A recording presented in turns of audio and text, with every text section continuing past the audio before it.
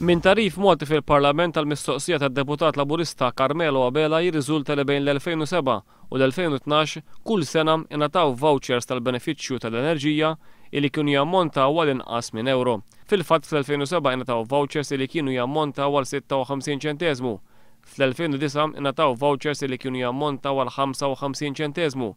Fl-2010 u fl-2012 ingħataw vouchers li kienu jammontaw għal 51 ċenteżmu, waqt li fl-2011 ingħataw vouchers li kienu jammontaw għal 53 ċenteżmu.